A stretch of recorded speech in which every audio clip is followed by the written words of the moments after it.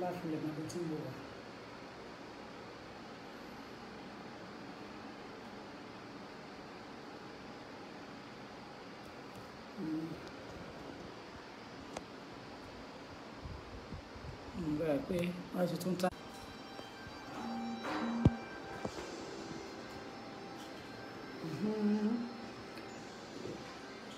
afternoon, according to the GMT time over here. Good afternoon. If you're just coming on, we are closely looking at reason for a refusal of a visa into the United Kingdom. We want to see the reason why my client is refused entry into the United Kingdom. So we are looking at it closely here.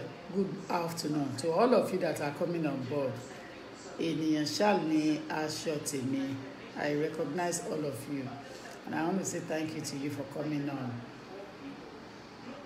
The entry clearance officer is particularly saying on the reason for refusal here that he's refusing the visa for visit into the United Kingdom because he's not satisfied that the applicant met the requirements under the paragraph of which I would not like to bore you with the paragraphs. As a lawyer, you will not understand because you're not a lawyer.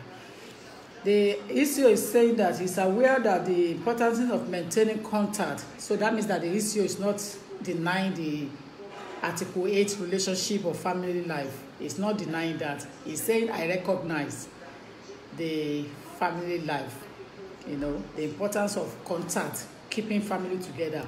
He used that to exonerate himself straight away. And that is a clever person. He used that first phase of it to exonerate himself. However, it appears that the entry clearance is now saying that I am not satisfied that this outweighs, that means the family life will be bigger than the decision of the Secretary of State or the entry clearance on the immigration rules requirement. So it's basically saying that the family right contact is not going to put it ahead of the requirement under the law. That means that law must be always obeyed. You must always obey the law. That's what he's saying. This particular phrase is for you guys that are coming into United Kingdom from elsewhere in the world. So I'll read as said. I am aware of the importance of maintaining contact with family members. However, I am not satisfied that this outweigh my other concerns against the requirements of the immigration rules. I have considered the evidence provided and written statements you have made, but I am not satisfied that you've met the requirements of the immigration rules on this occasion. You have stated on your application form that you are self-employed, and you mentioned the company's name with I want to protect the company. And your total monthly income from all resources is this and that. I protect income as well. As evidence of this you provide business registration license. Why this demonstrate the business has been registered? It does not evidence that you are earning the income you projected or you indicate. It does not. So when you inform the entry clearance officer that you are earning certain amount of money, I'm afraid it has to mirror it on the bank statement. If the money claimed or the figure claimed does not mirror what is on the bank statement, you will fall for refusal, no doubt. You will definitely fall for refusal. Again, you have to consider the importance of revenue receipt. Revenue receipt. If you have been in business and running a business for a while, it is expected that you should have what we call tax payment receipt. Madam, where is your tax payment receipt here?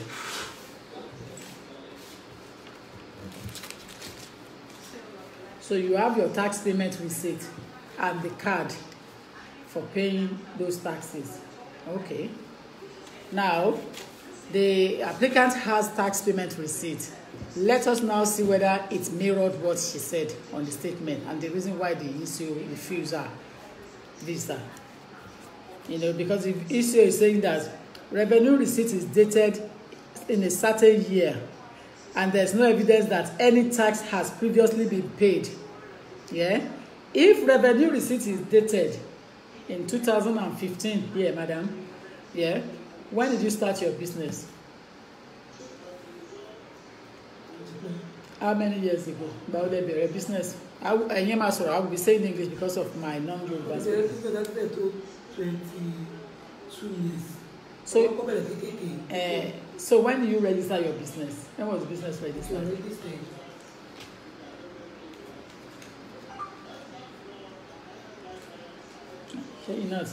Now, the business was registered in the same year that she wants to travel to United Kingdom. Yeah.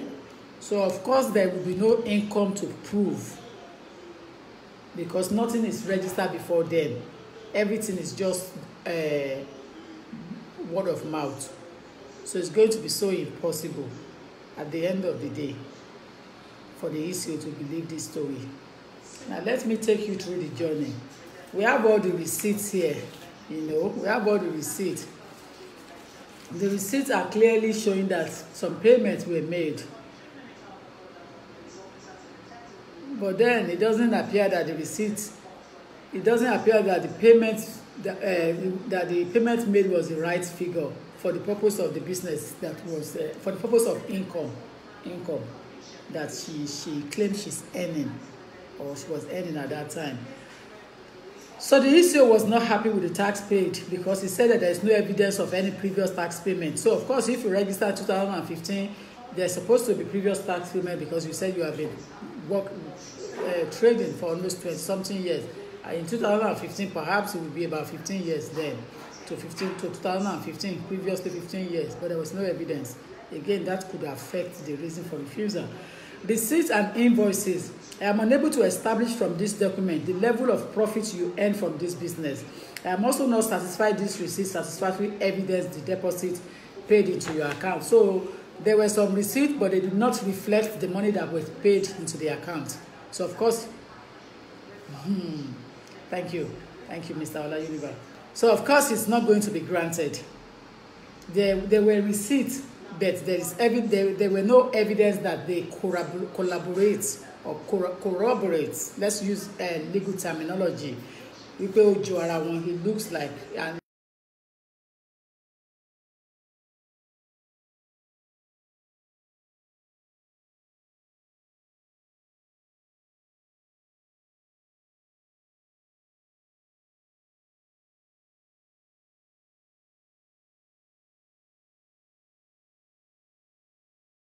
because the issue is not happy. Owó ọjà tẹ́ ẹ̀ pa wọlé kò sí evidence nínú bank account. Ṣèṣì yé yín nǹkan tí ECO sọ nìyẹn Zenith.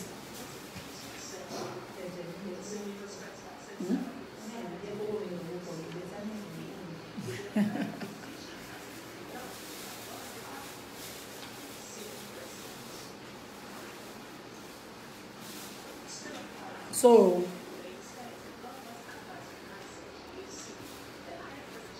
if there is no satisfactory evidence to corroborate the money from the bank account as claimed on the receipt, there is problem there. The ECO will not grant it.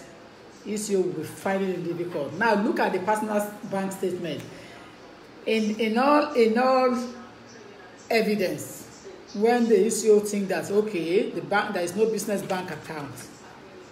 Yes, so it takes into account the personal bank statement, which you can use if you just start business and the bank is asking you for arms and legs. You can use your business personal account to start your business. Even in England, there's no big deal there.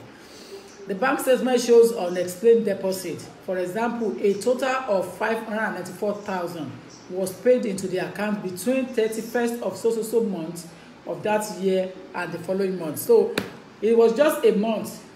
It's not even a month. It was 2 days. September ending, August ending, and first day in September. A large sum of money was paid into the account. There is no satisfactory evidence as to the origin of this deposit. And this is what I tell clients all the time. Don't say because you want to travel to United Kingdom, you then go and just put big money into your bank account, 4 million, 3 million, 2 million, 1 million. It doesn't make sense. But if you have been running the account every time, every month, every week, 200, 150,000, 80,000, 10,000, 2,000, and there is a receipt, you can show receipt towards the payment. Now, if you're transacting business, look at me now. I am a business entity. So of course I have the office receipt. I have receipt for my company. I also have invoices that they levy me when I buy things, especially stationaries or electricity bills or gas or other things, rent in my office, and you know, they levy me. So we paid, and the business bank account is not on Tokunbo Olagbaye, it's on Brightway.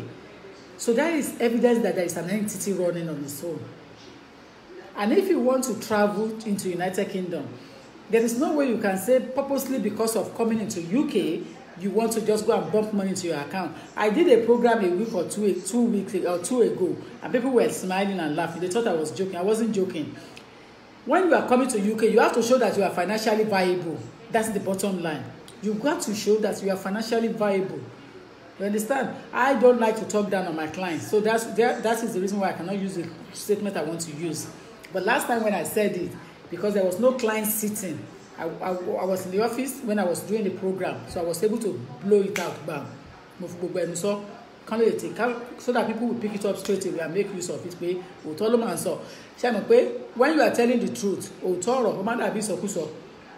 but the truth of the matter is that I know exactly what the entry clearance officers are looking for. At this stage of my practice and my career, my experience, I definitely know what they are looking for. I said to the woman earlier on that if an application was refused first, and the second month you put it in again and bring it to me as an entry clearance officer, I will refuse you again. Because what are you looking for hurriedly in the United Kingdom that makes you want to apply within a month of refusal again?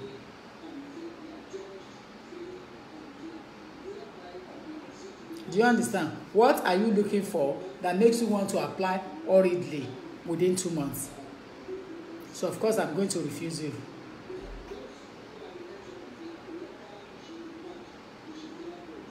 You understand? I'm going to refuse you. So this is the scenario we have here now. Now, madam, you want to... Okay, so we have looked into your personal statement. Personal bank account statement is another evidence for any visa, because níbẹ̀ ẹ lọ dump owó sínú account, a large sum of money, not that large, but it was dropped in the account before you submit your application.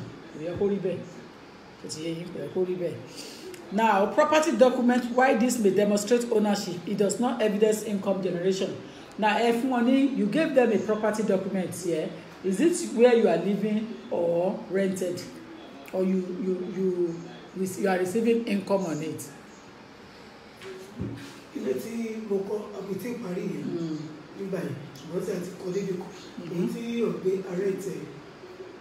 Property document will ever fún wọn yìí.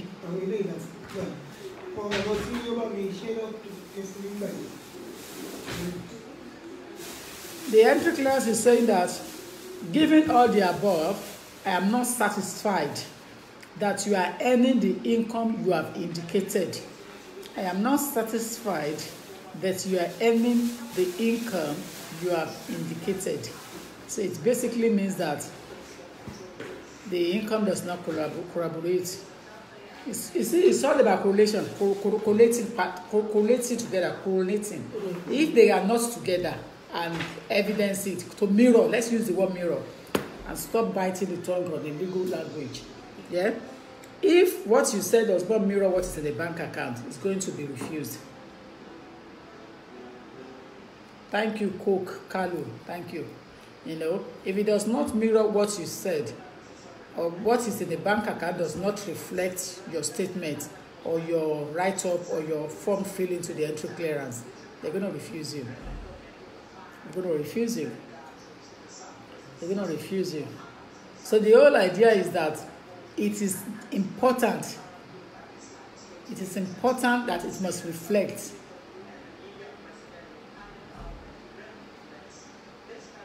You know, it is important that it must reflect what is in the bank account and the statement. Now, I always tell people, it is very dangerous when you are self-employed to get away with things, and that's what is affecting all the tiers in the United Kingdom. All those who are on tier 1, tier 2 and doing self-employment, they are having problems. Many of them mainly because they end up going into something that is not true, and possibly the accountant fabricates their figure for them. If you fabricate figure, are you going to pay the figure you fabricated to the revenue tax collectors, which is the HM? Of course not. So it is obvious that you are lying, misrepresenting the fact on your application. And as a result of that, if care is not taken, if you are outside the country, it can cost you 10 years. If you are inside the country, it can cost you to be a statusless person that overstayed their status, without status. You can end up becoming that. To avoid that, you have to be straightforward, upright. Whoever comes to equity must come with clean hands. Yorùbá sọ pé sàn láàrin, ajé ló máa mú yàn pẹ́ kọ̀rọ̀. When you are dealing with white men, you got to be straightforward. I've always been saying it to people, and that's the whole idea of my programs all over the world. To correct, to educate, to put people right, to put the light on darkness. Lẹ́yìn òkùnkùn biribiri, ìmọ́lẹ̀ máa ń dé ni. That's the whole idea of my case, of my involvement in people's life on immigration matter and visas.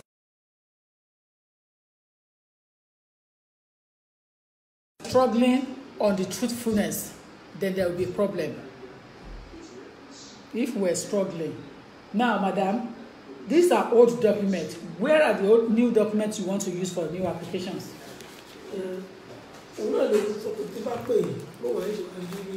I go sorry line. Put him on. In the first instance, we want to establish the relationship between you and the person inviting person. Yeah, we want to establish that. Come on, the color. Secondly, your international PP. Yeah, your bank statement.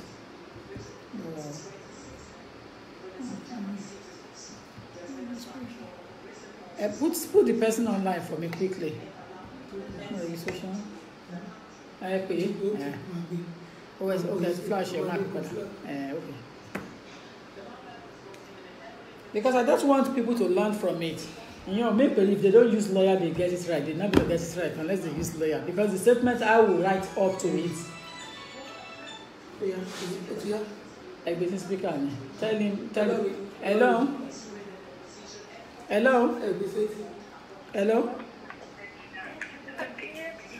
Can you hear me?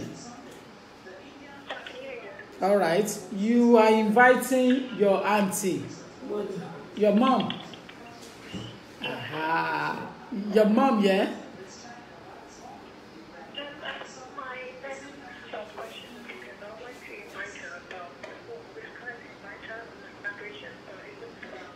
Hold on a minute. She's your mom. Hold on a minute. Let's establish relationship first. She's your mom.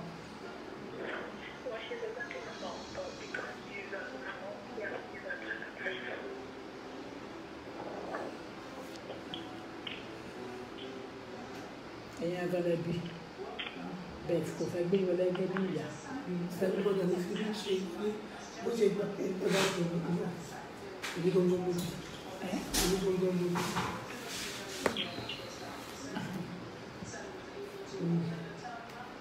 Okay, I didn't even mention that. Anyway, so you're lucky. Anyway, carry on. So you want to get her into the country. She's your stepmom. Let's agree because we're in public.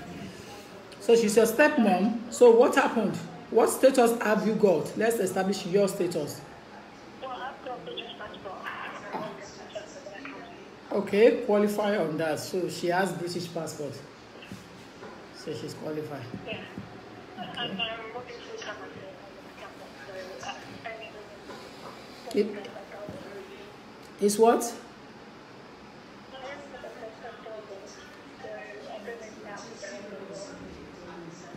So your salary is on 25,000.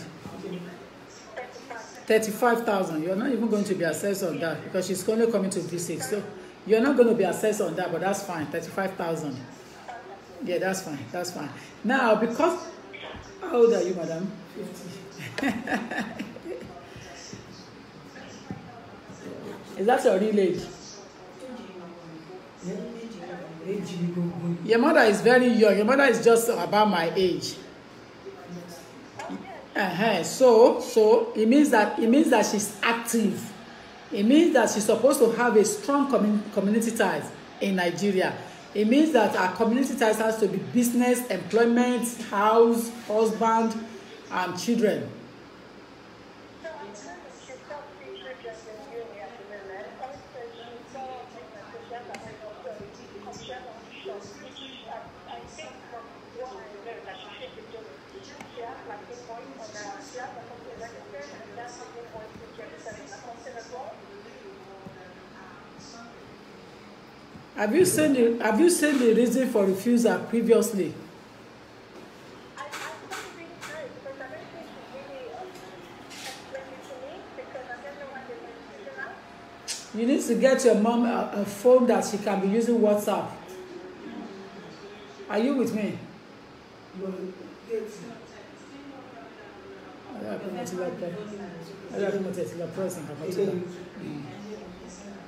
That kind of phone give me a headache. You need one of these ones that we put on, you know. Ladies and gentlemen, the situation here at the moment is that we're trying to check documents and see the reason why entry clearance refused this application. And when they refuse you guys, don't blame them. The documents submitted are not clear at all. Listen, if the documents are not clear to ordinary someone like me, they're not clear to me. How much more the entry clearance officer? The documents are not clear, and if they are not clear, they're not going to be granted. You need a clear document before you can be granted. You understand? Hello? Hello? Hello? Yeah, I can hear you now. I think she just needs to really establish why they refused that because to be honest, she hasn't really been patient to really explain to me what's really going on. I'm trying to applying. But she really understand what's Good girl. God will bless you, Dari.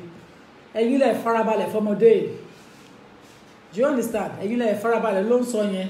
Ipe ẹ̀yin gan lẹ farabalẹ̀ kẹ́ ṣàlàyé fún dáadáa.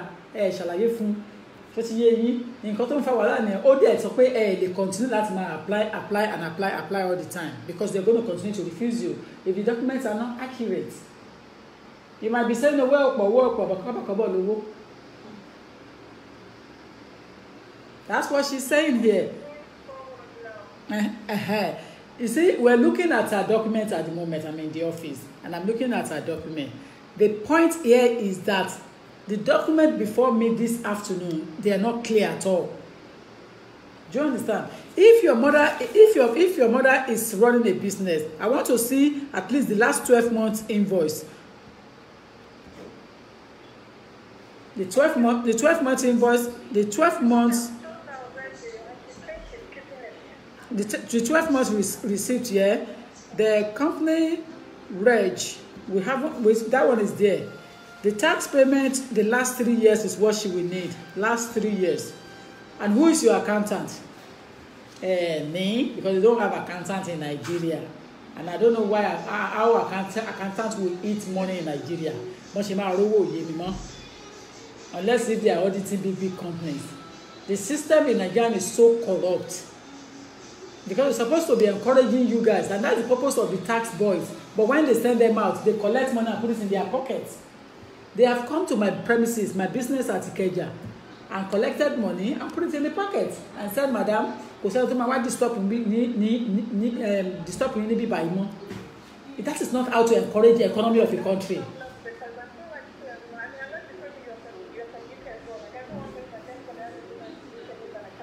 Exactly. You do need an accountant.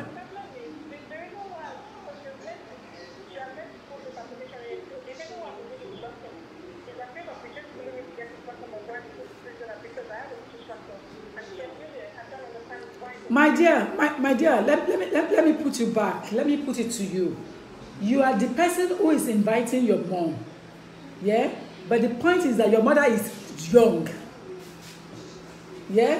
So there is no alternative to this other than to show your mother's income in Nigeria first. So we need to Exactly. The way forward is to get our document right. Yours will not be a problem because your passport, your bank statement, your possibly employment documents and proof of address of where she will be staying, an invitation letter, done. But if her own documents on the grassroots,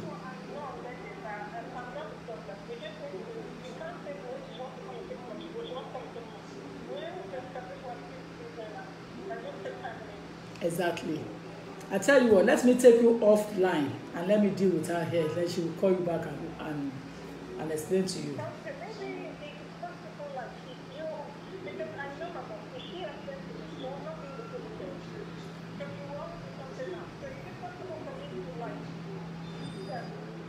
I'll give my number to her because I have other people on ground, so I can't spend the whole day on one case. I'm going to give my number to her to give you, and then you will call me later on WhatsApp or whatever is convenient for you. Yes. Yes. Yes. We'll go through that now. Okay. Yeah.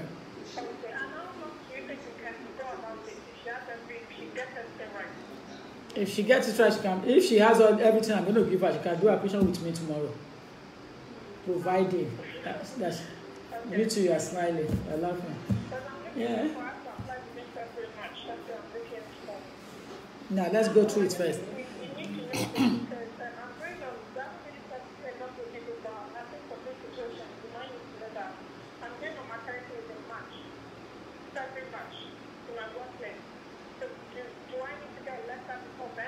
No, leave her. She's going to be ready before March.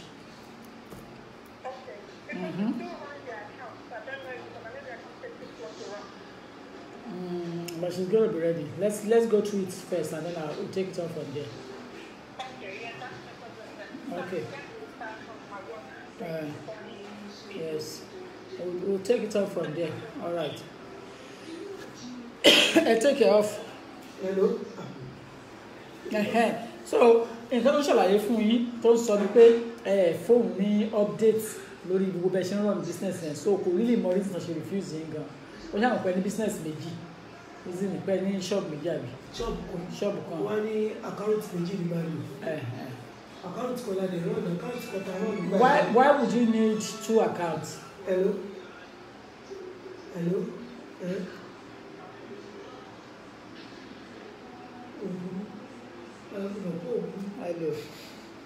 Ó dẹ̀ níta.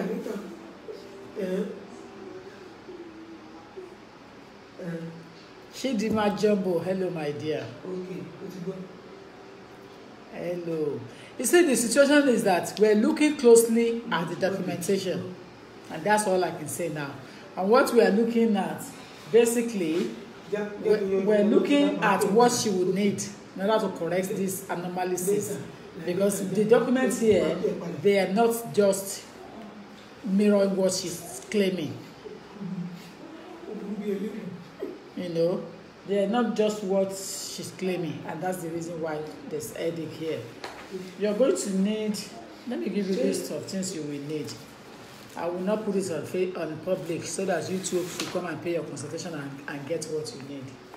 And you should very know something. Nǹkan tí máa ní ìdìbò fẹ́ kọ fún yín bọ̀ mí ò ní sọ́sìtà ni. Ṣé tó máa ní ìdí? Ẹ̀yin nǹkan tẹ́yìn máa ní ìdí.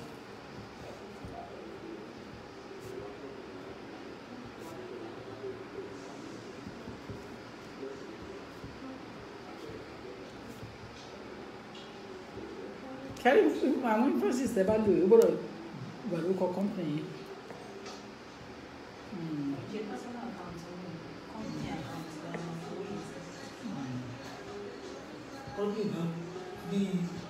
Company account.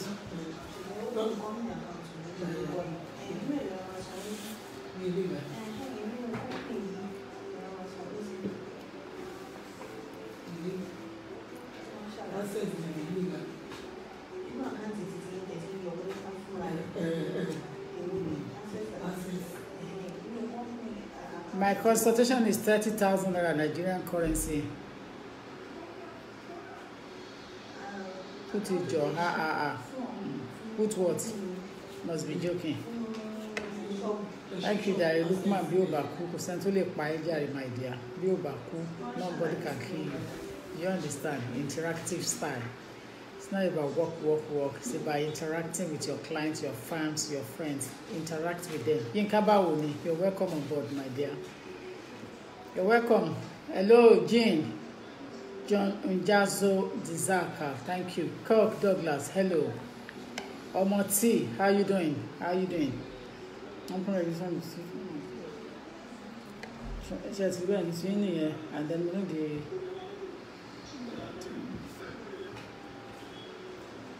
And anytime tí bá dẹ̀ máa padà rí mi, mo ní di àwọn méjèèjì sanfi refusing to reason for refusal must come along. Méjèèjì kan pélé sanfi refusing ló fẹ́ rí padà next time.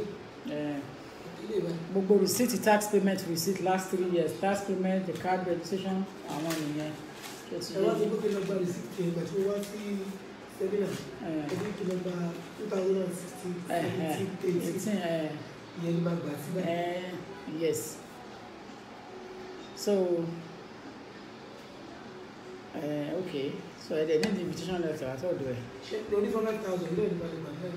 Mi mọ̀ kọ́tà ń gbà Nàìjíríà. Èyí tí kò gbà lé wọ́n pé ṣé lè náà ni máa gbà. Náà ní tọ́jú pé kọ́tà fún déètì tí wọ́n bá fún yín náà ni tàbí kọ́tà bá fi ń sanwó.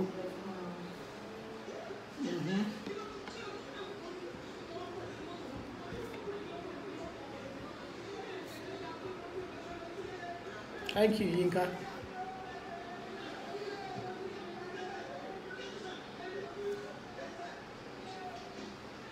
Kayode Akindele, call office and book appointment. I see people every day in London. Call office and get appointment. From Ilayo Yetunde, show me. Okay, ma. Okay, there. Okay. Love me like Kilode Shiju S. Ishola. Okay.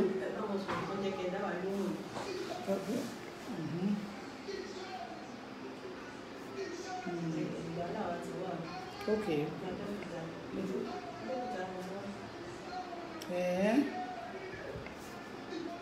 Àwọn ìmáwá mọ́ láti bẹ́ndẹ̀ náà. Ìmáwá láti Ìbàdàn.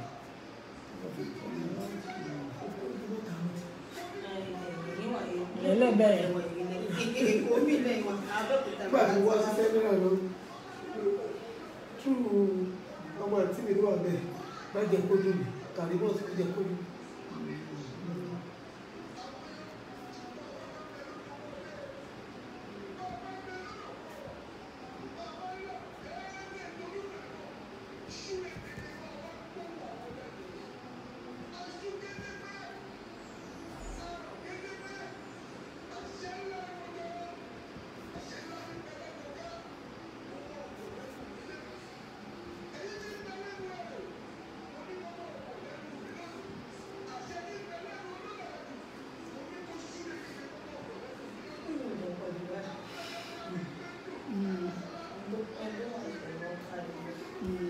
Exactly.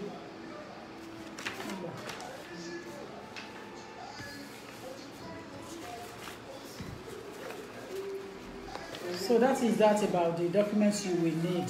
So our documents are now put in place. Padà wá ní ẹ̀jẹ̀ bá fẹ́ padà wá ṣe application you are ready. Wọ́n ti refuse nílẹ̀ méjì jẹ́ kí n fi legal fees bẹ́ẹ̀ fún yín tí máa charge yín. Kódà kí n sọ fún yín rí gan-an dẹ̀sí. Nígbà less than that. Ẹ jọ. Ẹ má dàgbọ́ lẹ́gbẹ̀ẹ́ mo tẹ̀ charge wọn. Lẹ́gbẹ̀ẹ́ mo charge in London.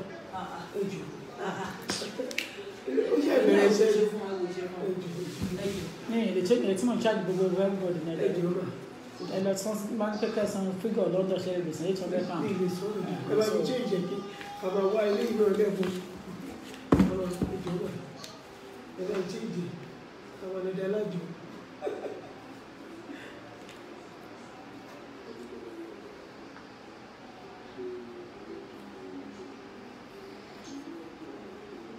Jimmy Johnson. Bí táìbò ni òun sọ pé ó dàgbọ́ ẹ̀kọ́ máa jà mí. Ìrọ̀ òkú tó bẹ̀rẹ̀ sí maternity leave mi. Wọ́n tó ń tó lọ maternity lórí ẹ̀ park. Ìjọba mi change ilé. Like, I can't, madam. That's what I'm going to charge you for your work. I made you not if you refuse in real magic, the bottom mama dropped every time we fill in the application. Have you been refused before? That's okay, yes, guy, mama drop the bang. And then we have to fill in double. It's really. No, they change, madam. I'm sorry. I'll be found to my local man. The boy, if you don't know the bad issue. Yeah, I swap it. I can't see it. I'll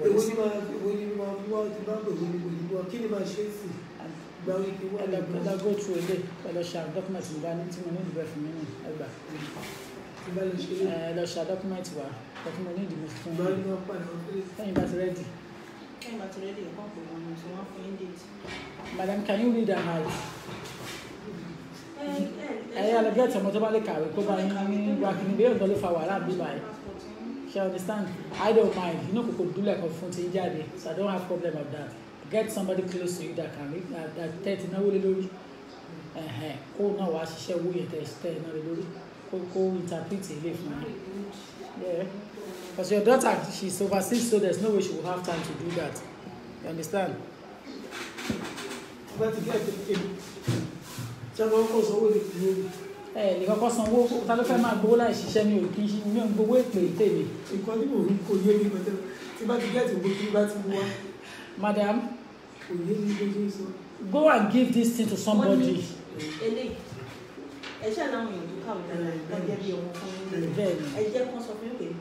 Number one, passport, international passport. Number two, what's the cost today? Number three, go and beg. Number four, one beg. Àríkíadé, ìdáhùn sí ìbéèrè yẹn ni bẹ́ẹ̀ ni. Àríkíadé, ìdáhùn sí ìbéèrè rẹ bẹ́ẹ̀ ni.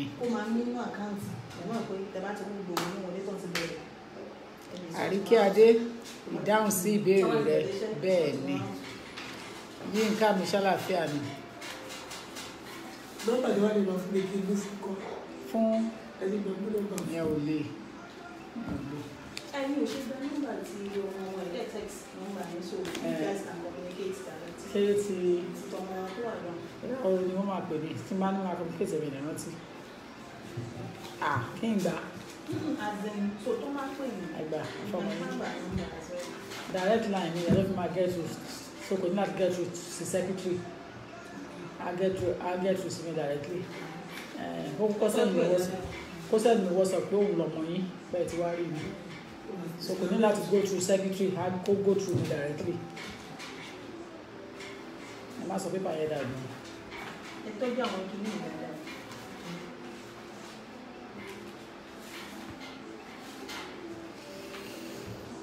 Ẹ̀yà jókòó.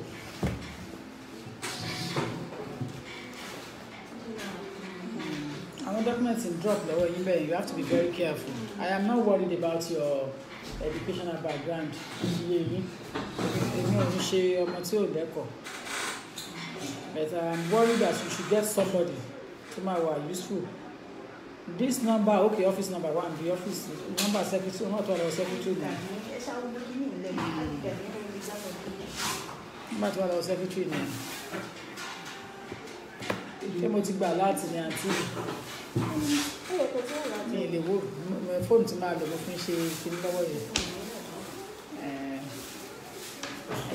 Ẹ̀yin Thomas aláìgbàgbọ́, gbogbo ẹ̀yin tẹ̀ wá lórí láì tẹ́ jẹ́ Thomas aláìgbàgbọ́ pé ọ̀ntì tẹ́ bá tó rí mi lẹ́ máa tó san owó sàkáǹtì wọlé. Àánú yín ò ṣe mí torí mi ò kì í sí lójú kan. Kó tó lajú mo ti tún padà lọ bí mo ti tún wà ní Káfàṣà bí mo ti wà ní Philippines àbí mo wà ní Ghana. Máa tanra yín.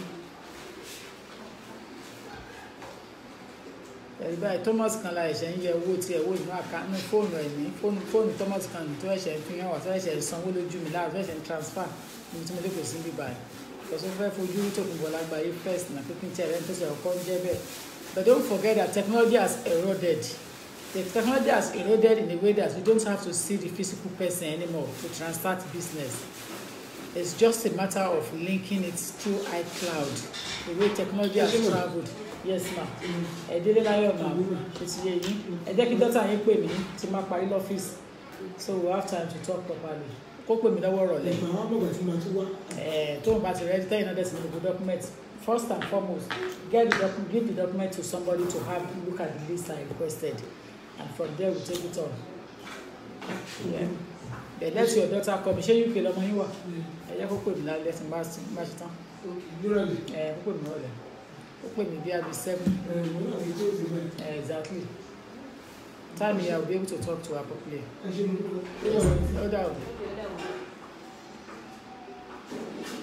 Yes, ma'am. Don't worry. Have you traveled before? Yes. Refusal. Refusal. Twice. Mama, what are you doing for? But what? One, the body I feel better. Mama, what are you doing for? There was a time you sent me saying, I've gone twice. So, no, so. I don't have any problem. Can you next can you include me? I got to call that's why. I feel better. Rara. I'm married to a British man. Well, same is assuring Nima. If you are Thomas, that's why you are waiting to see me before you can transact business. So do you have to wait for Mark Zuckerberg to use Facebook, who put money on Facebook adverts? Do you have to wait for Microsoft to put money on to use the what is it called? Microsoft 2010 or 2000 and whatever we are now, 18 or so. Microsoft 10. You don't have to wait for them now. As small as I can be, there is a name to protect. Somebody to bat lórúkọ tó máa protect kò lè bá orúkọ ẹ̀jẹ̀ torí kọ́bọ̀kọ́bọ̀. So we should start thinking from that angle. Honestly, when you have something to lose, and that's the name, my name is with it. So I'm very careful. So I will not take money unless the work is going to have meaning. But those who are in Nigeria, case I'm only visit visa, I'm not worried about them. I'm worried because I want to give them good advice, and that's it. Somebody refuse my miss is their own fault. It's not my fault.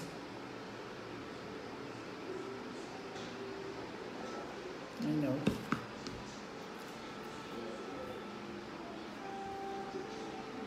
Zero 0813-456-6319 is Nigeria number, true secretary. 0813-4. You want to get him with you? You want to take him along? No, they're British. Okay. They have their British passport, 3 of them. Okay. And I even gave back to them over there. About one British passport now. Baba is a British person. So they have. And he lives in the UK. Huh? Who are UK? He lives here. In Nigeria. Yes, he works here. Okay. Nigeria. But the problem is, we've been together. This is our 60 or 70. That's what I'm saying. No worry, because one way. Could you divorce legally? Because I met him like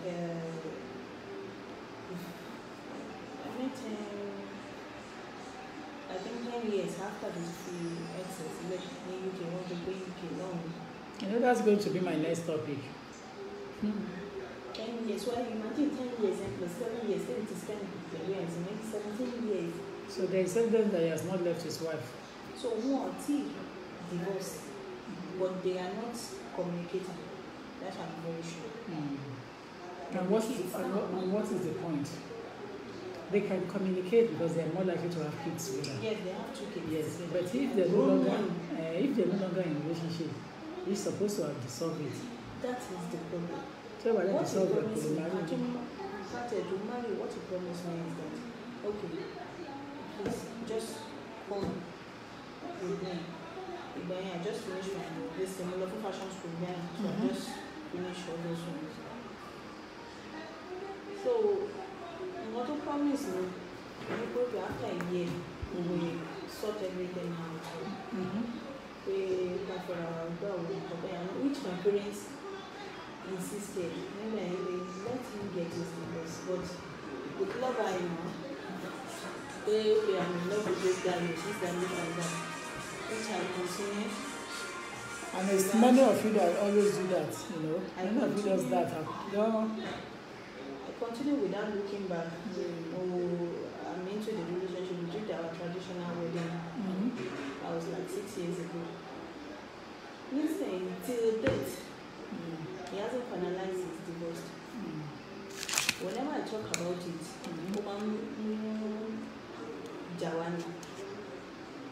just of recent. Are you sure that there's no other living in the UK for him? No, because I've traveled there. The house he lived in UK is living any festival level 1 day because he has a council flat he paid every month. So he paid 1 day and the traces of any Guinea company because our niece and nephew baby now to our to socialize to train. And we're not to Johnson they are once she joined university once he graduates. Even though it's 2 kids, still my anything. They are already graduated. One is in law, the other one political science. So they are out of the house already. So, but the problem now is that amazing. I'm not able to come. No, I'm ready to come for the past 7 years. I'm also. Last time, when I try to know, if you don't finalize your deal, it's very, very embarrassing. I'm still behind my maiden name. And I call myself a married woman. And what if we're not only because it's far older than me, it's not a young guy. It's not a young guy. But if anything happens, and what about the name thing? Yes. Although your will supersede any Kenyan, but yeah, but I am a lawyer. And he's not I am a lawyer. Legally as your wife. I comment a lady that came to see me in the office on Friday. Friday or Thursday.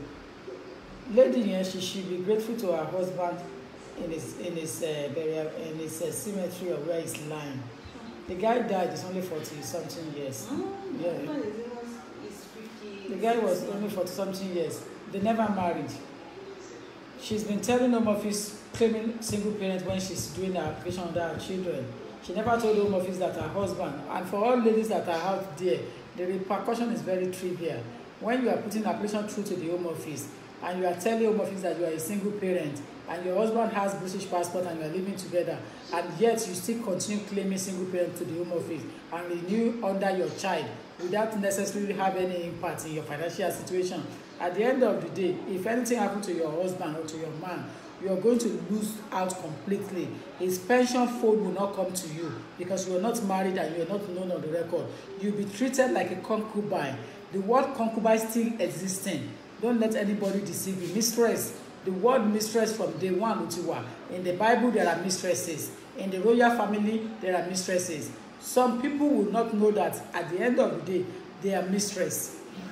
Tó bá bí ọmọ fún ẹni yẹn, tí ó bá ti fún ẹni marriage certificate, tí ó dẹ̀ divorce ìyàwó first wife ẹ̀, mistress ni ẹ́. Tí ó bá dẹ̀ wà nínú ilé tó ń gbé pẹ̀lú ẹ̀, tó marry pẹ̀lú ẹ̀. Ẹ máa gbọ́ tó ṣe kí tó make application tí ó tiẹ̀ jẹ́ kó mọ̀ office mọ̀ wípé is your partner, even if there is no marriage certificate, you have to come clear to Home Office and say I am renewing under my partner, because partner is any British passport. What is it hidden?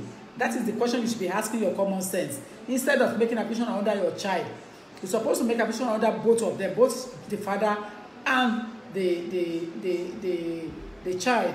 And a failure to do that will mean that you will lose out in the event that something happened to that guy. A case that came to me on Friday, where my condolences I said it to her, but I told her that I said, Ọlọ́run your God really joy. Even though your God joy, she might get by Home Office. Because when she submitted application to the Home Office throughout the life of her husband, she was claiming that she's doing it under her children. The 2 children are British. So she was putting the application under the child all the time, under the children all the time, never put it under the husband. So it basically means that the husband passed on. But before the last breath of the husband asked for marriage. So the husband married her. So that Kitty and Maba Gbe, ọmọ yẹn ti mọ̀ pé ó máa kú. So wọ́n marry her at the last minute. So they were lucky they have registry, marriage certificate. That's what helped that lady. Having said that, I have not finished my talk, because she was renewed with the Home Office as a parent, not as a partner. Now she wants to go and notify Home Office that she's a widow. I said you are not a widow to the Home Office file. You are a widow on X-Ware's document, on another stakeholder's document. but there is no way you can be a widow on Home Office record because Home Office ò mọ̀ pé o lọ́kọ. O sọ fún Home Office ẹni tó ń bá ẹ tíìkì ìwé yẹn ń bá ẹ tíìkì single parent ní throughout. So gbogbo other women that out there that are putting single parents in on their document. Olóyìnbó ní blame yourself, don't blame me o. When that ṣẹlẹ̀, blame yourself. Olóyìnbó said it, don't blame anybody else because you have lied, you have misrepresented the fact. So that is the situation. Oshimbo. So, my dear. No, matter the tí mo sọ gbàgbé ṣùgbọ́n òun ti sọ káwọn ṣe máa ṣe divorce because àwọn ọ̀rẹ́ ìsọ̀kan lè ṣe divorce yẹn láti bí báyìí. Is he living here? She's now in Ghana. And has he lived here 12 months? Since last year. No, but he needs to resident here for 12 months. She has been in Ghana.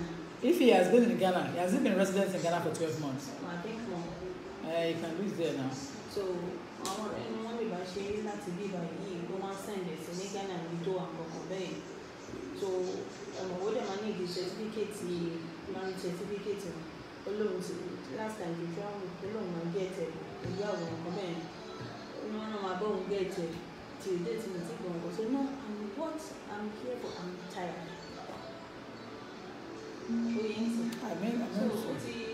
I'm tired of any other clinical okay and now my kids they are of age listen want to go to school my first born is 6 now so and one from it one so okay maybe December I should just take the kids and go out of the country with them and go on to UK. That's what he himself is saying. So he wants you to make addition about those children. Gbogbo application tí mo ṣe through my children and him ni wípé okay through òun bọ̀ ní UK o gbogbo àwọn tí mo lọ visit the same thing. But they visit you always go on visit. I always go on visit. Listen, so what I'm asking you because I shouldn't like to use any of you. I'm tired. I just want to focus on my kids. For now, I'm a fashion designer, that's what I do for me. But for now, I just want to face my kids and my work. Tell you she divorce, I don't care now. So I'm going to come out today by today. So I want to be too much war. Maybe because of the age this time, like 18 years, so allow you. You met him in Nigeria? Yeah, I met him. He came home? Yes, when I came from Ghana, that's when I met him in December 2011. So now, because he's a kind of person, okay, you are living with him, you are okay with him, you don't have any problem. But he's the kind of guy that you always hide under his shadow. He's not the kind of man who yes, you can't do anything on your own. You can't be bold and do anything. Hey, you have to be on your own. That's it. I can't even buy a piece of the land under my own name. I'm not legally married to you. You will tell me, oh yeah, okay, come on. From Michelle I job and that okay. Yeah, I job 50 or 25 or one other time. Okay, let me just get something under me. And then what are you doing? You can't do anything on your own. It has to be the yes. I'm a person. God bless my husband. Then I need to start appreciating that man more and more. Because he just left me to take my destiny as I was born with it. With my partner, because we always call me partner. We never go to the home office or get the kids certificate and registered as his partner. No, my husband left me and let me carry my destiny as I was born to it.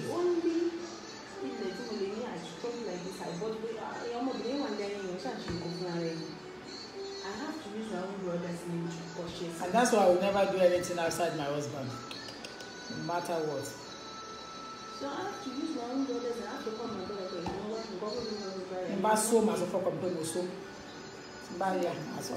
I wouldn't do anything outside him because he gave me that free will. This is your destiny. Use it the way you want to use it. I will tell him good luck. And he will guide me. I told him I'm But coming he to knows Lagos. everything I do. Movement, everything. He knows. You see how she got any couple. So I told him I'm coming to Lagos. He told me we're going to Lagos. To go and do what? I'm going to my mom's place. I want to go and see my mom because I can't. If you tell him truth, They will go the against house it. is They on will fire. come down. already. Very aggressive and controlled man. And he's a Easily. very cool person. If you see him, very cool person. Some of them But always he's pretend. not, in fact, a woman, you can't do anything. Oh, I'm possessed me. Where are you? Imagine the husband is a man. You call the husband. So where are you? I'm at the market. What are you doing at the market? Buying something. What are you buying? You know, what are you doing? Where are you? I'm at the hairdressing salon. Doing what? Doing my hair. What kind of hair? So, can you? So I'm someone. I got married at the age of 33. No, yes, 32. I'm a kind of person. I'm a very free person. I can't have friends. I can't. Because of him. If he met you with someone, where do you meet this person? He wants to know you to how you people meet each other. Even if right as a baby, I meet them. So I'm not saying I was born today. I have two older ones. I'm still coming back, you guys, so stay online. I'm just trying to give advice here. So I have three older ones. One in UK, they are Your relative, your siblings. my siblings. Okay. So anytime you buy no matter who, woman, keep on bad emotion. You know, there was a day he made You a mean when you're comment. coming back to Nigeria? Yes. There was a day he made a comment, not knowing one of my elder sister, my immediate elder sister heard that comment. Go back to Waloda and be a man down. And I never knew he was still, where are you? I told him I'm going to Dagenham to meet my sister. And I'm there already. And now I'm celebrating a birthday that day. So they are making the preparation of it. I said, okay, I'm here.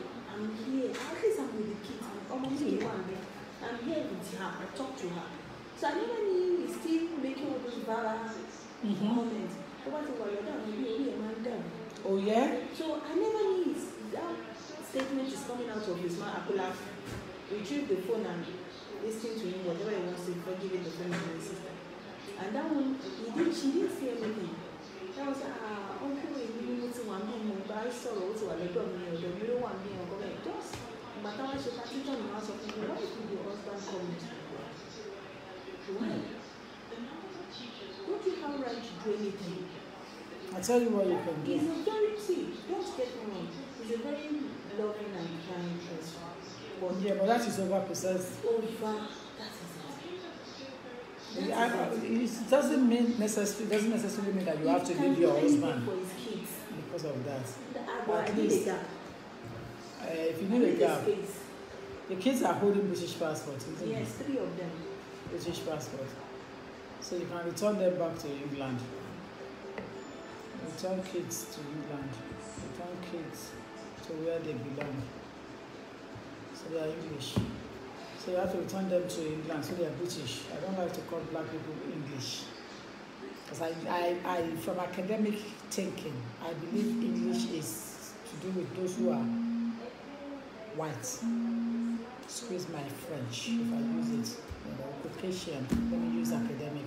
Those who are Caucasian, they're white, so they're English. Every other British person, every other black citizen will be British. Because that is the master's language, colonial master, British. I won't call myself an English lady. No. I'm British. There's so much advice here for you. People say, I am short of words, so men like that use this lady to get what they wanted. Men like that use ladies to get what they wanted. Alaja is saying that she really needs to let go of him, otherwise the guy will harm her one day. Yes. Yeah. That's why I keep them online, so that we can get advice from them. Yeah. So, when I traveled, that was Bolly or now said that this lady must take a good decision by herself. and pray to God. So when I traveled 2014 to give birth to my youngest son, because 3 of them are boys.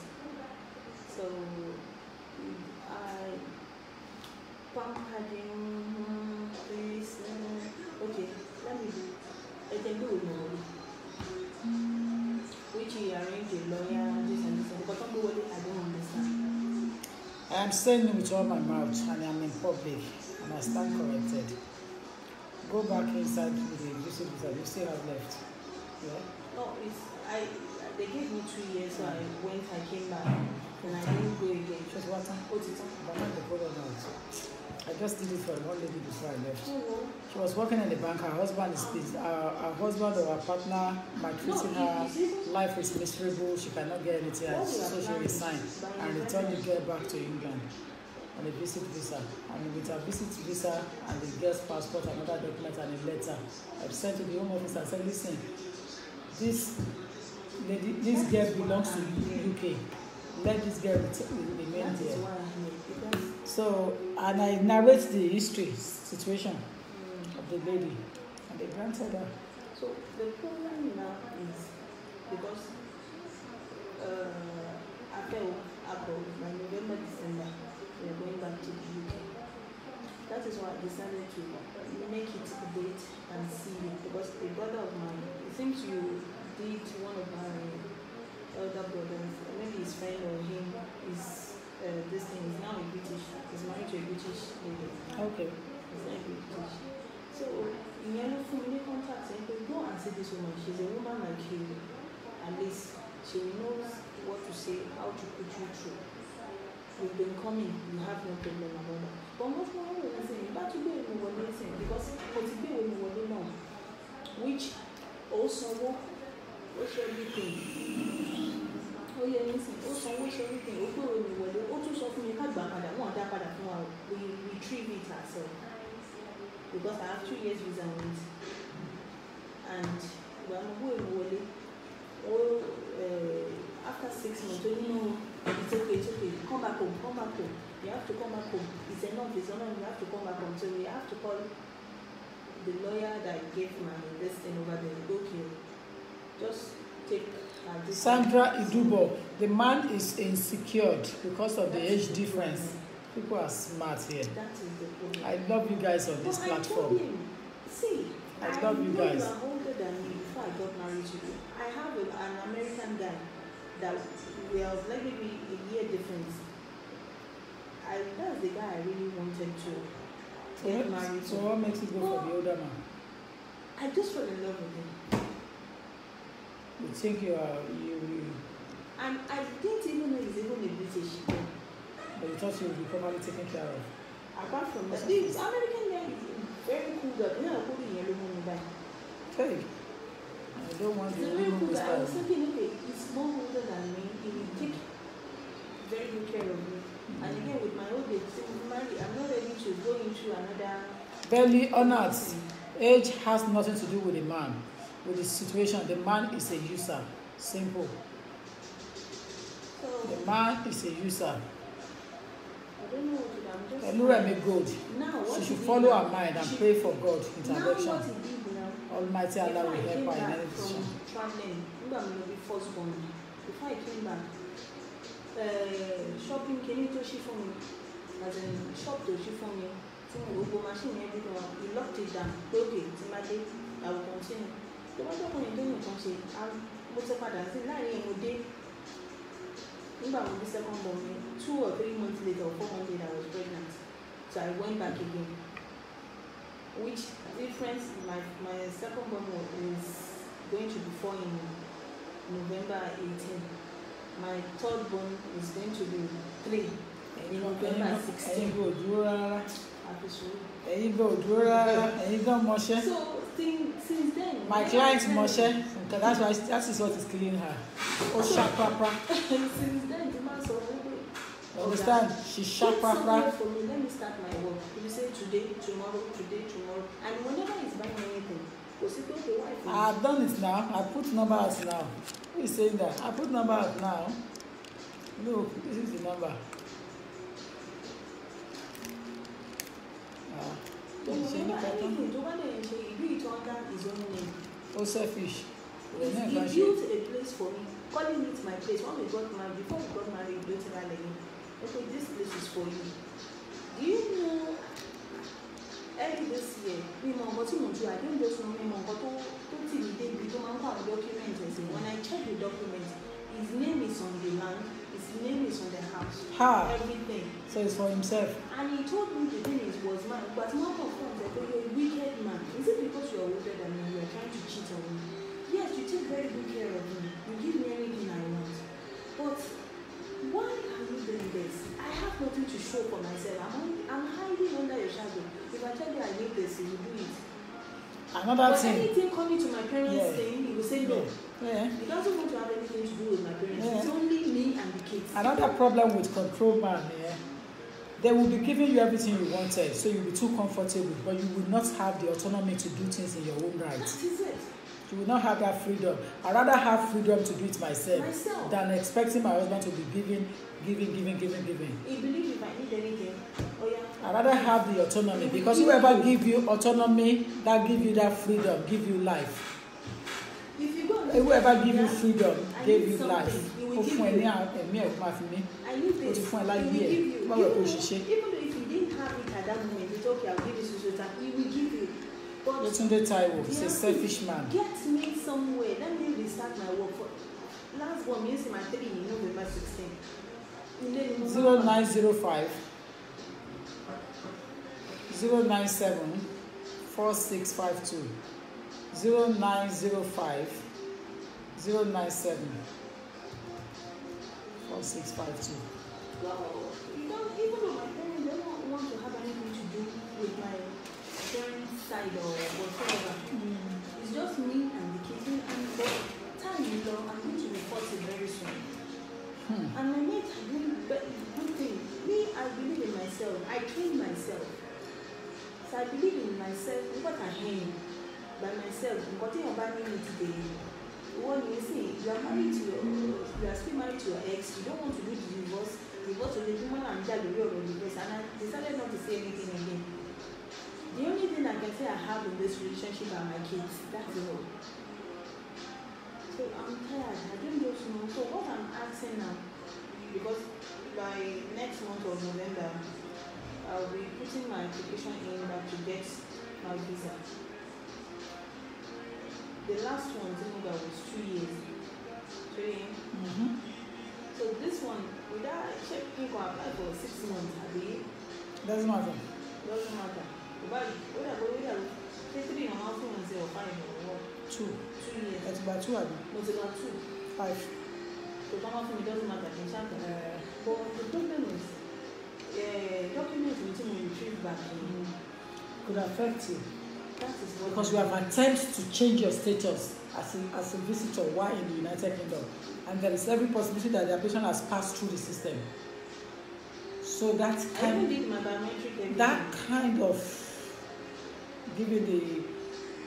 of application will probably.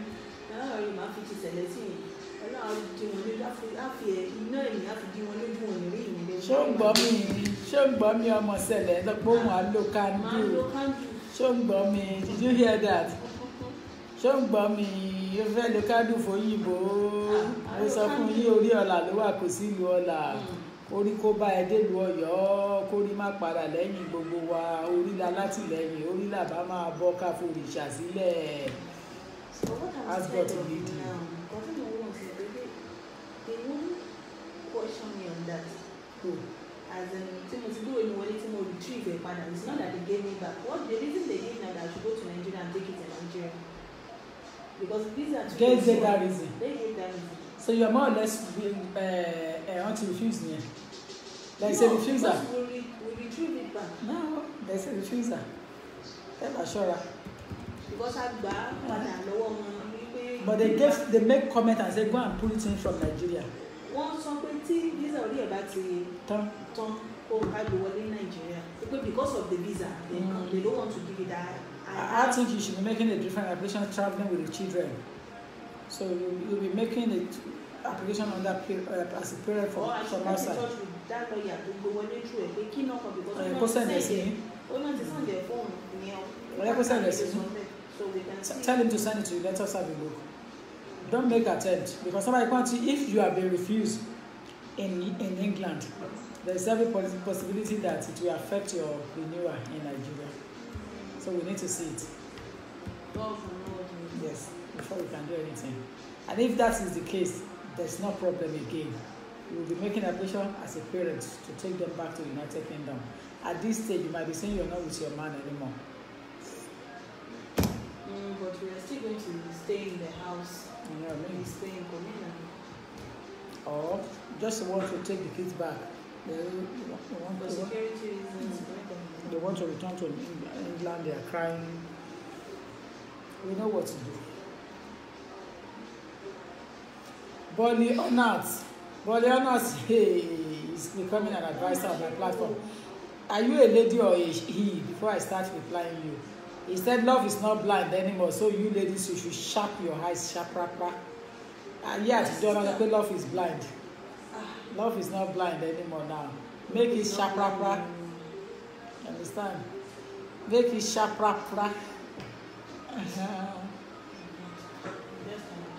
You see, the thing is that you can't have everything in life. Yes.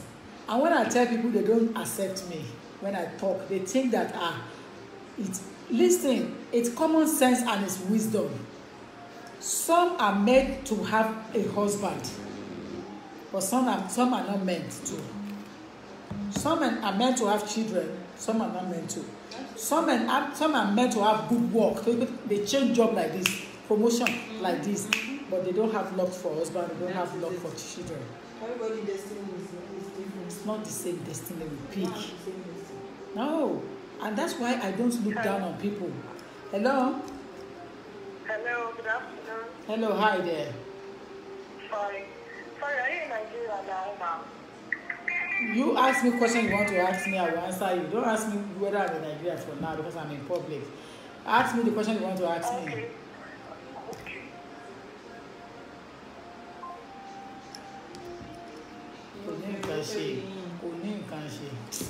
Many of them, bang. So, We can't have it all exactly linear. And fingers are not equal. Look at my fingers. You look. Apart from that, the lines on our palm says Atelewalabala, our mentoko. We all wake up in the morning from our mother's womb and we grow to see it there. We don't know how we got it there. And that is why we should know that God is not man. And he will never be in our class. His class is finest. Regardless whether you are billionaire, you are trillionaire. God's class is finest. It's not our mate. He has done so many things that we will never in 100 generations to come get the root of it. Babalawo òrìṣà wòlíì kankan ò lè rí ìlà tó dé àtẹ́lẹwọ́ ọmọ ènìyàn.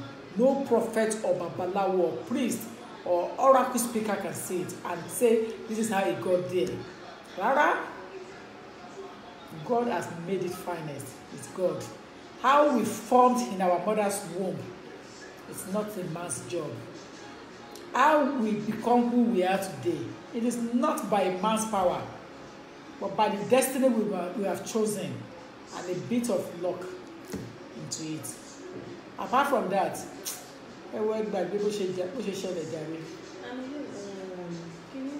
thank you. A friend of mine go along said something which I don't know how that is. Where Timothy, I can take This thing, my dear. Like, what are you talking about? That that you know some people that have it all. You can't have it all. It's a wrong argument. You may have everything, you may not have character as well. You may not have happiness. Have you seen this girl that is so rich that she wanted to commit suicide? Have you seen many billionaires that have committed suicide in the US because they were not happy? Have you seen many young girls that have money because they were not happy? They commit suicide. Some people kill themselves as a result of not having it all.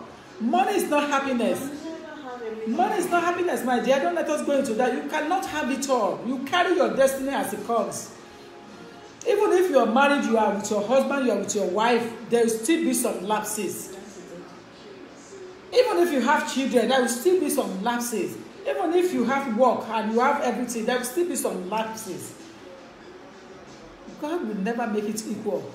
And that is why when people discriminate against you, you take it as part of what you will come across in your journey of life and correct it and move on. Instead of fighting unnecessarily battle, you can never win. But the point is, it can never be. No, it can never be. You can never have it all. That's the simplest of it. And I feel so sorry for people tó máa ń bú èèyàn pẹ̀lú èébú ara torí tí ẹ wà lábẹ́ aṣọ ẹ̀. I máa fi èébú ara bú èèyàn. I máa sọ pé this is this, this is that. You can't do that. You can't have it equal. Olúṣẹ́gun Ọmọládé, I'm here, ma. Welcome, present, ma. So, my dear, don't do any otherwise. Get my WhatsApp. Speak to the guy that did the acquisition in London. Tell him to let us have the note from the home office. My partner even said he has already sent it to his phone. So give it to me since this is tomorrow, next tomorrow. Because he knows you'll get advice one day and get out of the nonsense. Even though if I talk to anybody, what's it for? What's it for? Advice. What's it? There are sometimes that my elders want in that. You cannot leave him. I see you as somebody who loves him. Let me go into spiritual world here. I see you as somebody who loves him. One. Secondly, I see you as somebody who is so scared of being alone. No, I'm not scared to be Yeah? alone. I see you as someone that's looking at repercussion if you are not with him anymore, if no longer with him. But then I come back, I see situation that you were like in a bondage. Yeah? You were like in a bondage. And that bondage, it means that if 1, 2, 3 is proven right, yeah, I don't see you coming out of it, God forbid. If 1, 2, 3 I said here is right, then here I don't see you leaving him. Because you love everything about him. You love everything about him. The only area you have problem is the control freak. That is it. The control freak I thing. want to be free. You can't. You have to just take it like that. You have to take it like that. I have watched a lot of Nollywood movies in my career, and I've seen it there, and they are true. You just have to live along with it if you want to have a man near Delori, because that is your ideology, and it will be difficult to change him. So it's your cross. One year I believe that's your cross. Even though if I'm going to carry that belief, but carry it from far distance. But that's your belief. Amawa. You may not live together like man and wife, yeah, but at least he will still be responsible for your bills and be your man, and then. But once I'm there, I think I will be. He will still be. He's still going to be there anyway. I don't see you as someone who can do without him. I can do without him. No, I don't see you. Within 6 months, your enemy will crack. You mean over there or here? Anywhere. You will crack. Within 6 months, you will crack. Even having a good job. Within 6 months, you will crack. Job doesn't satisfy everything. You understand? Adults people are really lying. Are you all adults? You understand? You all adults. Within 6 months, you will crack. You will crack in a way that you'll be looking for another man to satisfy you sexually. See, aspect of sexual need. And that can destroy a lady's journey in life. Once you start looking for different men all the time to satisfy you sexually. Only by Guara Oberonje. I'm not even. Only by Enrajo. Once you start allowing every man to call on you. A lot of ladies have made mistakes in their life by allowing different men come and go more. If you allow different men to be climbing on you, you are demoralizing your destiny and you are swapping it. Oh, bad. You don't allow, no matter what. So what you need first, madam, is security-wise, You need a job. If you get good job, take care of your kids and keep him as he is. That's your destiny. Never try to change them, regret here.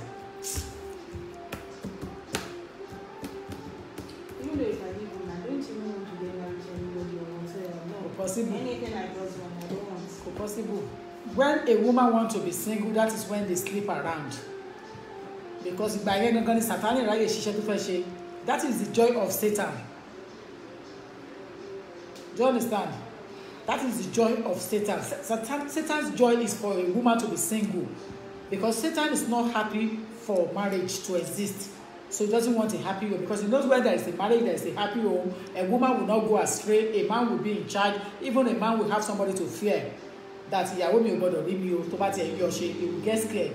The bottom line is that Satan does not want all those things. So it's an area of attack. It's the first area, not even financial one. Satan attack marriage heavily. Satan has attacked wisdom, attack a marriage heavily. And that is why a lot of marriage crack. Because they didn't know that that is the enjoyment that Satan is having. So it cracks. You know, it cracks. So for us to avoid that, we got to really accept destiny as being proven destiny. Whether you marry short, long, fat, or whatever, the moment you start having kids together,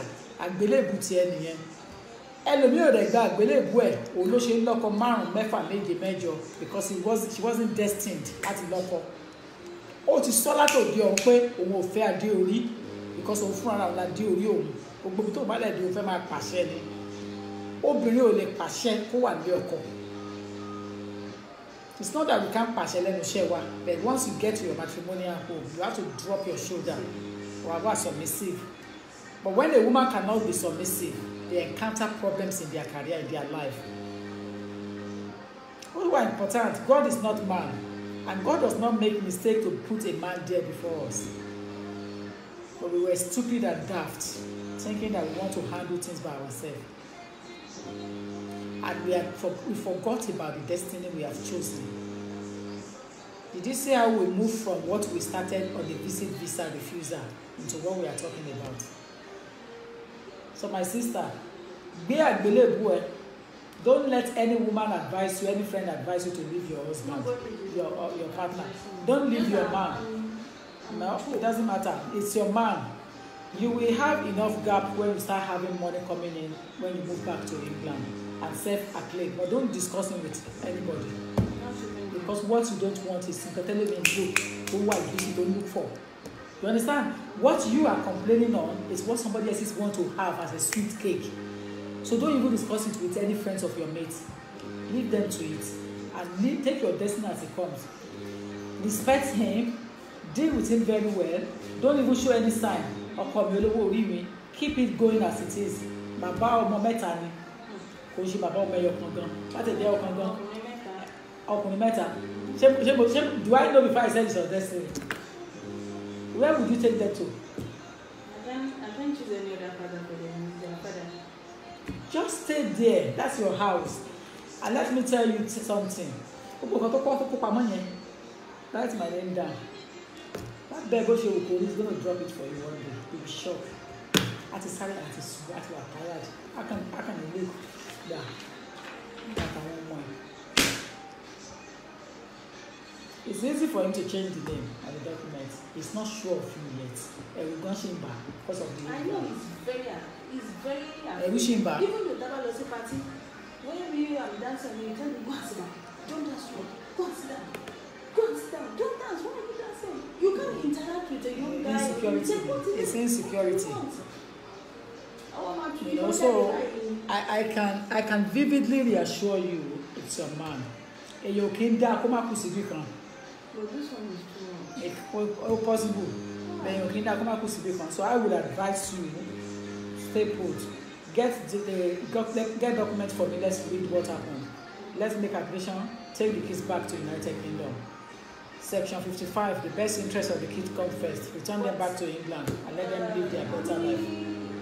2.5 years, 30 months. No, and then how many months will that take procedures. It shouldn't be long now. Once we have all the necessary documents in Because place. one of them told me,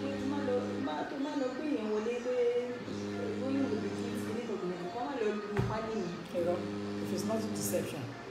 But then in Mama,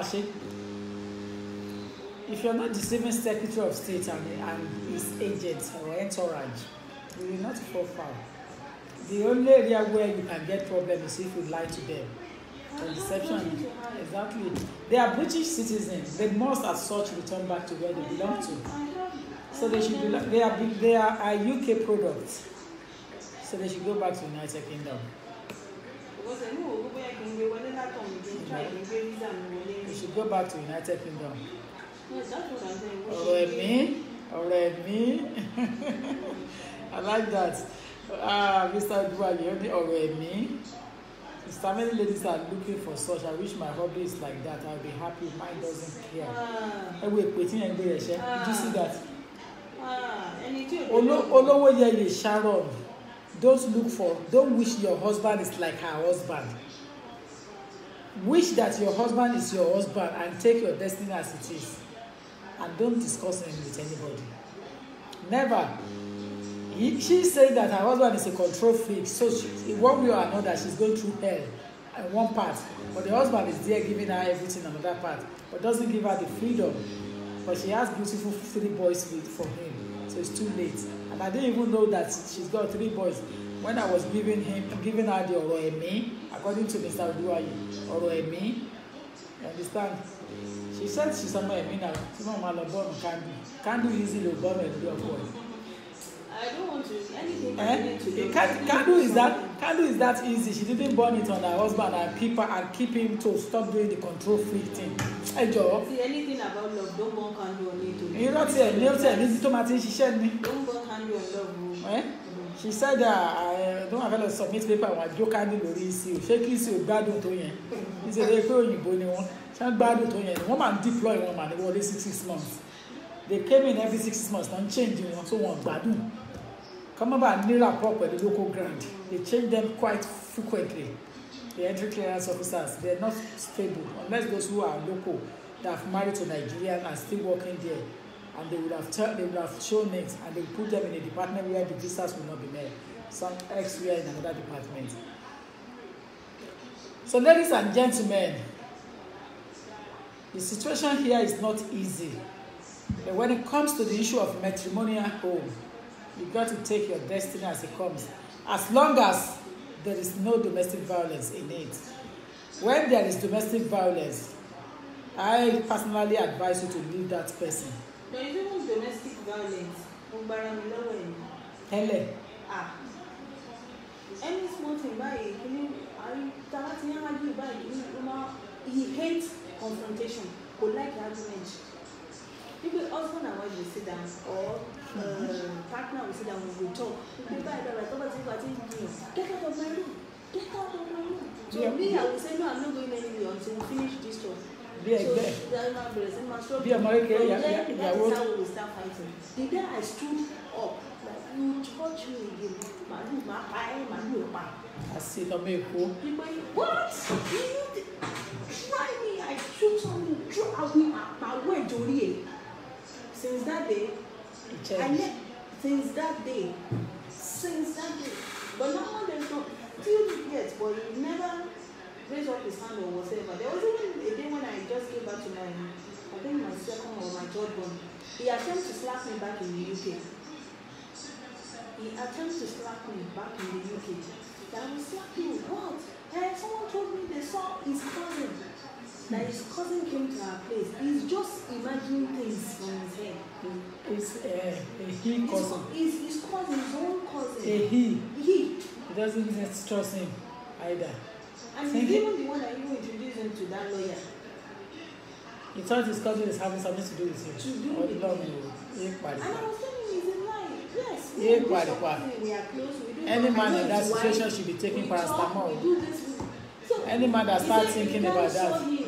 A local guy working in the supermarket wants to stay with him. Like working in the supermarket, an elderly guy,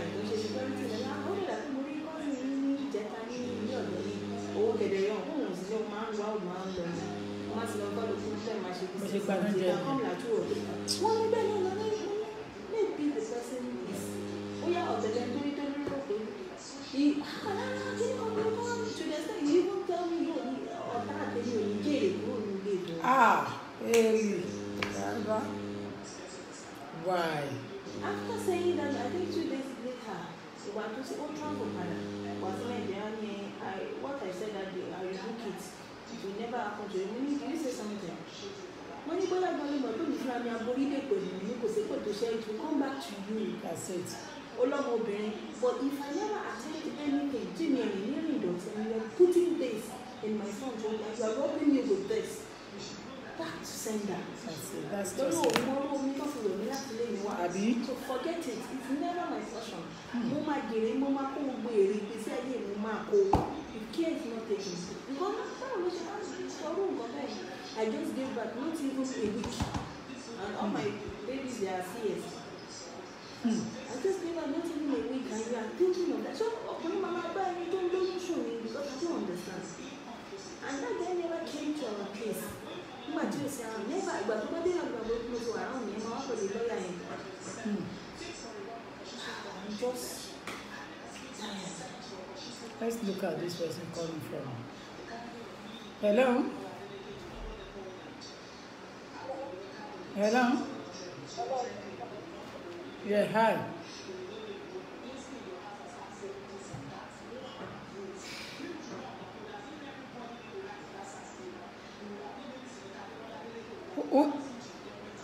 Who is that?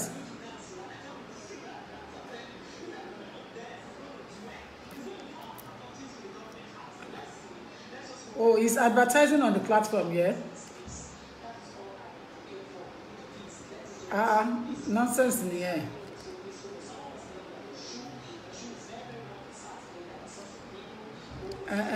I'm going to block him here. If anyone advertising, I'm going to block them. Thank you, Jerry, my dear. Excellent. Thank you. Thank you, dear. Thank you. Thank you. Excellent.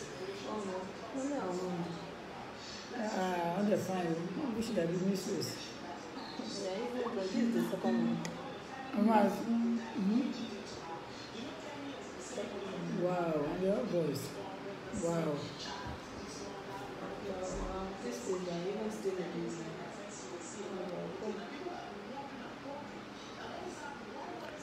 I'll look at the person that they told me that is doing adverts on my platform. I'm going to block you.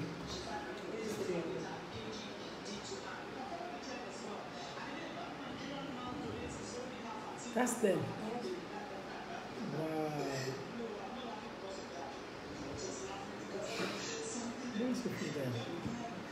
Kachi Emmanuel, there is no way I can allow you to advertise on my platform. I won't block you, but I've deleted that. It's been deleted. Thank you, Dari, my lady that called me. I love you guys that watch my back for me. Adeyemi Akintola Taiwo Morolayo, your work is more than legal issues. You are a counselor, a teacher, a pastor. Please keep it up.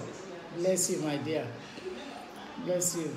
You know, when you are gifted, you know the area of your gift. You know definitely. And if you have good relationship with God, like yes, He will always put you through. That's the thing. He will always put you through. Kò ṣe pé Sátánì ò kì í máa ń dọdẹ. Sátánì máa ń dọdẹ. Ṣùgbọ́n Ọlọ́run sọ pé tí ò bá yí ẹsẹ̀ padà, máa da ọdẹ wọn padà, máa fi ẹsẹ̀ wọn sínú ọdẹ wọn fúnra wọn á mú wọn. Tí wọ́n bá ti yí ẹsẹ̀ padà kúrò lórí ìlànà tó kúrò níbi tí mo fi ẹ́ sí, tó torí pé o fẹ́ lówó ọ̀sán gangan, tó lọ ń sáré tẹ̀lé àwọn tó yẹ kó o sá tẹ̀lé, tó ń believe nínú rubbish tí ò exist, torí ohun ayé abáyé lọ. Is it not for us to eat 3 square meal lásán and have some money in the bank account for security purpose for rainy day? Is that not all? Kí la wá ń wá káàkiri títì. I talked to somebody 2 days ago. I said mostly women that carry concubines, it's securities that made them do it because they don't have good jobs. So wọ́n máa yan àlè, wọn ò níṣẹ́ lọ́wọ́, ọkọ wọn gan tó dẹ̀ wà nílé òtọ́jú wọn, so they are insecure. So of course wọ́n máa yan àlè tọkùnrin bá ti fowó kéré tàn wọ́n. I come across men of caliber in life, but wọn ò ní débẹ̀. Share because I am not hungry. Ọlọ́run dẹ̀ sọ fún mi pé òun ní fi mí sí àdánwò tí màá fi ṣe.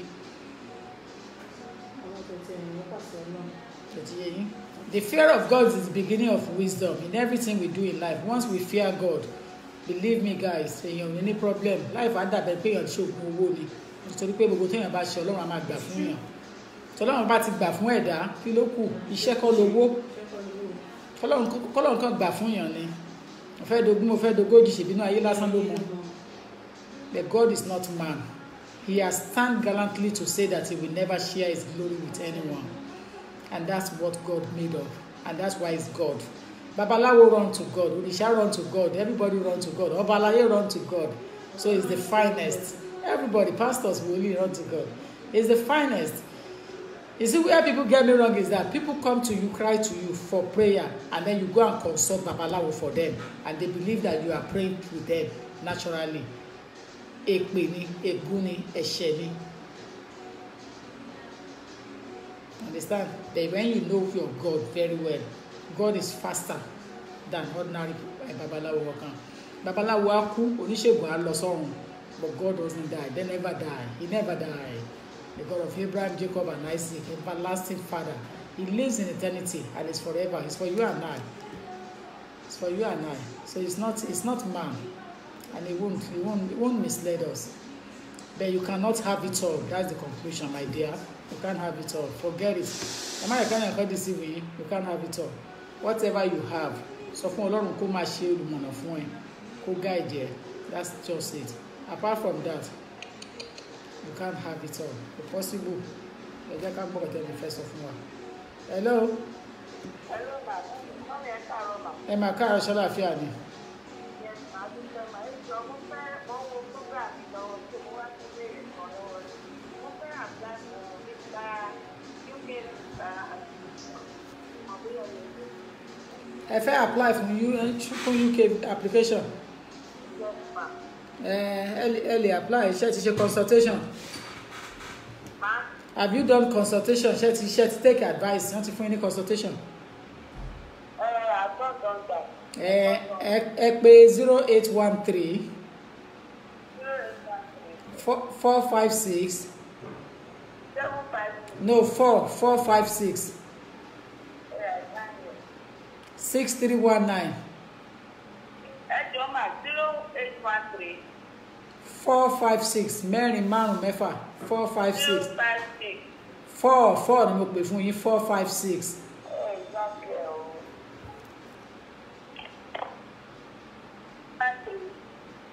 Mm-hmm. 305. Mm-hmm. 3056. I want 0813 081 456 078. Yes. 4 ni mo pè fún yín ṣe ìbúlẹ̀ ti ní o mo ní 456 Okay, 456. 6319 6319. yes. Okay, ma. So my sister, that's the situation. Get what you need to get and let's take it on from there. But what if he refuses? That's the phone name.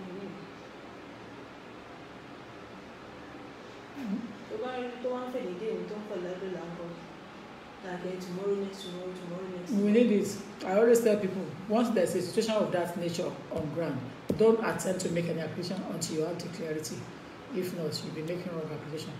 And then they'll refuse you. Tó bá lọ gbé wọlé again pé.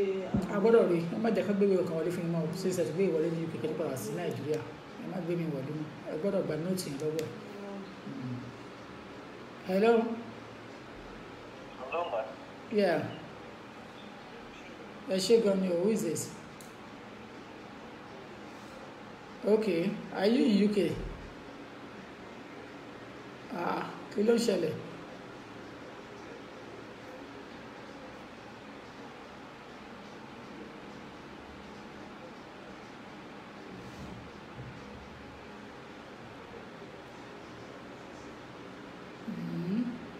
How long are you going to be in for?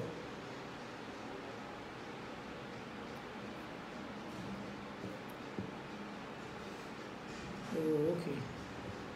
Okay, we'll see before you go back. Yeah. Okay, bye. And what if, no, I'm just saying, what if we are going to do a little phone? The sister of mine, ìyàwó cousin tí mo sọ ìyẹn sọ fún pé ìgbà tí mo ṣàlàyé pé àwọn olùkọ́ mi ọ̀kan mẹ́rin pé báwo mo ṣe fẹ́ ṣe tí mi tí mi rò lónìí àti pé tí máa ti wọlé kí n lọ gba insurance kìíní. Okay. Kí n lọ gba INI náà pé. Of course. Ibi tí máa ti wọlé púpọ̀ with my visiting visa. Ó ní kò máa tá ó ní kí n lọ gbà kí n lè fi yẹn gbé òyìnbó wọlé. Gbọ́dọ̀ possible bẹ́ẹ̀. The friend I gave Wally, that doesn't make sense. No, as in can be when you want to can buy an Hello. Yeah. Okay. Is who? Oh, it's personal. Okay. Okay. Call me back. Let me come offline then. If it's personal, just call back. Call back on the same number, but let me come off in the next 10 minutes. I'm going to come off. Yeah. So, with that, I will not be my share. Spending the time to my you That's work. No. With application, the first thing is putting an application to the Home Office. And once you put in an application, you cannot get any until it's successful. Okay. Because it's not European application, it's immigration, so it's UK. So you will have to wait until the application is successful. Once it's successful, then you apply for your N9, bank account, this, that, and that. But is it possible for me, because of the way we are going to partner, because of the content grant missing. But all possible to my dog, I should come and do it. Oh. Yeah, check it, do what? As in, status more. If you are lucky to have it from here, you can, but generally, if it's in your life, the application is supposed to be made from Nigeria, from outside. I have successfully done it for a day, I told you. But it was, how many weeks, how many months will I take? It depends, but I cannot put time on it because it depends on the busy schedule of the Home Office. But if you do it from here, depending on the type of visa, if it's not settlement, they should be relatively finish it within 3 months. Even visit visa within a month, 2 weeks of. And you might be visiting 10 days. Within 10 days, exactly 2 weeks. I'm going with the kids. So, ladies and gentlemen, I've got to come offline now. Thank you. I've got to go now.